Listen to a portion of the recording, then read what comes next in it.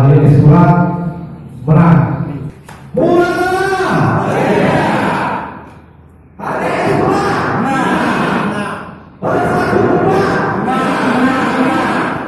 Pernyataan secara resmi oleh masing-masing pimpinan partai, yaitu Ketua DPC Hanura, PDI Perjuangan, dan Nasdem yang menemani saya atau menemani bakal calon wakil bupati atau menemani tim yang bergerak, kami akan mengontak atau menghubungi bernama yaitu simpul partai selain daripada simpul-simpul pribadi.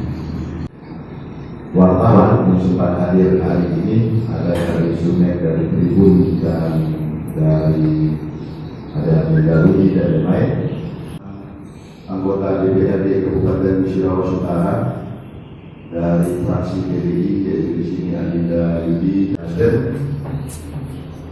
Depan saya ada Adinda Jo, serta di sini juga Muradana, ada Esula.